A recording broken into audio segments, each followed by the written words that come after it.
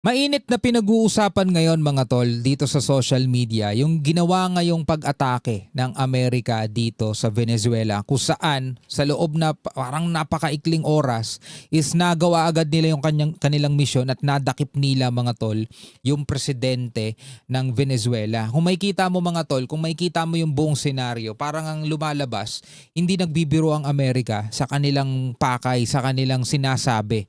Ngayon, eto, parang gusto ko lang i-connect mga tol, no? Balikan natin etong pahayag ng isang, hindi ko alam ulit kung anong pangalan nito, no? Basta ito'y sa China. Eto mga tol, panoorin natin yung kanyang sinabi. Samahan ninyo ako.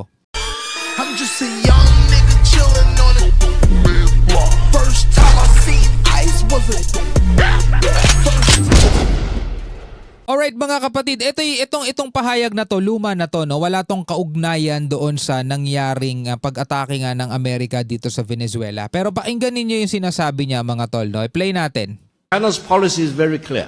China's policy is very clear. Ito daw yung pulisiya ng China na napakalinaw. China will not fire the first shot, Hindi sila mangunguna. but China will not allow you to fire the second shot. China Ibig sabihin, kapag sila na ang tumira, hindi ka na makakabawi. Yun ang ibig sabihin nun. China will not fire the first shot. Pero kapag ka sila na ang tumira, hindi ka na makakabawi. Yun ang ibig sabihin. shot, but China will not allow you to fire the second shot. China will never allow the United States Eto, Amerika kasi nababanggit eh. China will not allow the United States, yung Amerika mismo, to launch a war against China to launch a war o magsimula ng gera laban sa China, conventional man yan or nuclear. conventional or nuclear, without suffering devastating consequences. Nang hindi malalasap ang isang devastating consequences. Kayo na bahala mag-translate nun sa Tagalog mga tol, no? Na hindi daw nila papayagan na magsimula ng gera ang Amerika laban sa China nang hindi mararanasan ng Amerika ang isang devastating consequences. Sabing ganun nitong mamang to. If you have not watched the Victory Day parade in Beijing on September the 3rd, Ito yung pinarada nila yung mga missile nila. one of the weapons China demonstrated, we call it 61 because it can contain 60 nuclear warheads. Well, correction lang no, hindi siya demonstrated o hindi siya demonstration. Pinarada lang siya. Pero hindi naman talaga siya dinemonstrate kung anong meron dun sa missile na yun. Malay ba natin kung display lang yun, di ba?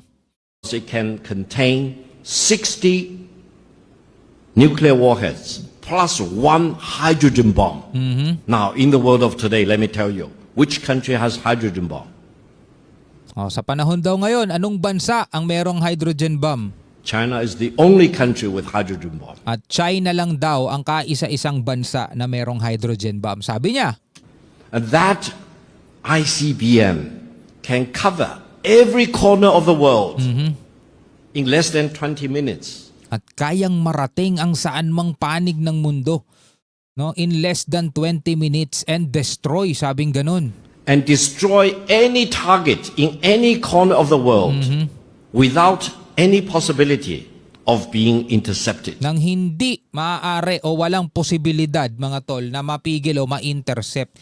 Tatandaan nyo mga tol, sila rin mismo ang nagsasabi na for over to 40 years o mahabang panahon na hindi nasasangkot sa gera itong China. Sa madaling salita mga tol, yung kanilang mga sinasabing lakas, yung kanilang sinasabing for every corner of the world kayang-kayang abutin ng kanilang ICBM in less than 20 minutes ay hindi pa rin naman talaga napapatunayan. Kasi nga, wala pa silang nakasasangkutan na na gera, hindi pa natetesting kumbaga. Hindi pa nila nagagamit sa totoong labanan yung kanilang lakas. Pero ganito na sila katapang, ganito na sila kaangas magsalita. At sinasabi nila na ang Amerika ay hindi nila papayagan na magsimula ng gera laban sa kanila nang hindi makakaranas ng devastating consequences. Narinig natin, sila na mismo nagsabi nun. I hope Washington has learned the lesson. If you want to have war, you will get war. If you want to have war, you will get war. If you want to destroy China, you will be destroyed. Kung gusto nyong wasakin ng China, mawawasak kayo, sabing ganun. If you want to impose nuclear war on China, you will be wiped out. Oh, kung gusto ninyo, 'di ba, magsimula ng nuclear war sa China, mabubura kayo, sabing ganun. By nuclear war. Mhm. This is very serious. Seryoso daw siya. China's policy 'Di ba?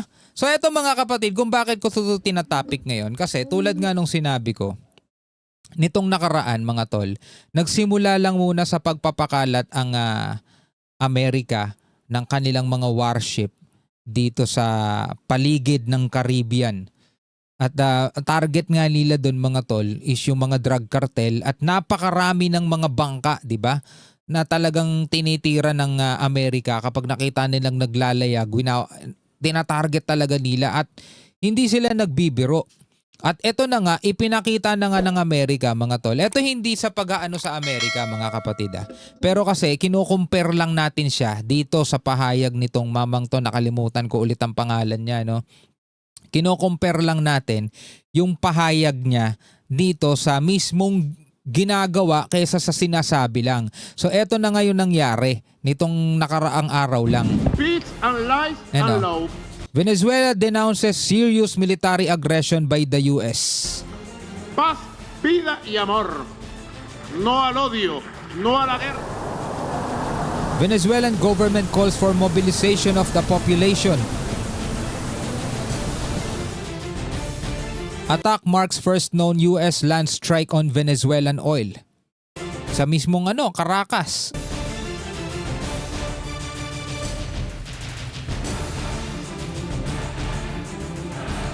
Colombian-Cuban presidents condemn US attacks on Caracas. Actually, maraming kumun din pero marami din namang tumutol. Well, may ganun naman talaga mga tol. May mga tumutol at meron din namang sumang-ayon. No? Pero mga kapatid, last year, in just 1 year mga kapatid, eto may papakita lang ako sa inyo Ayon sa isang report mula rito sa Al Jazeera, how many countries has Trump bombed in 2025? Ito in just 1 year mga tol In just 1 year. Venezuela is the latest country to be hit by US strikes as the Trump administration ramps up military intervention. Well, hindi na to kabilang sa 2025 kasi 2026 na to. Yan, sabi rito mga tol, ito yun Venezuela. Yan, ito yung mga bangka na inatake niya. Syria, December 19, targeting at least 70 ISIL position. Iraq, on March 13, killing a high-profile ISIL member. Iran, June 22, yung tong bombing nila, yung 3 nuclear sites.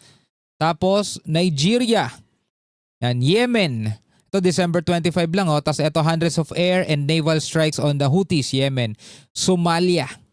'Di ba? Ibig sabihin mga tol, sa loob lang ng isang taon nakita natin kung gaano naging aktibo etong Amerika sa pakikipaglaban at hindi sila yung tipong puro pan-display lang at puro military drill ang ginagawa nila. Talagang aktibo yung kanilang mga sundalo at dito nga sa Venezuela, kung makikita mo, halos talagang walang nagawa di ba? Yung Venezuelan forces. Pero sa kabila nun, nakita natin yung parang pagdiriwang pa ng ilang mga citizen dito sa Venezuela na talagang halos sang-ayon silang lahat doon sa kanilang sa pagkakadakip ng kanilang leader. Ibig sabihin mga tol, meron talagang mali Ano sa tingin ninyo? Anong masasabi ninyo rito sa ating mga napanood? Pwede kayong magbigay ng komentaryo, pwede kayong magbigay ng opinion ninyo mga tol. Comment na lamang kayo sa ibaba. Hanggang sa muli, ako nga pala si Shobaldi. Peace out.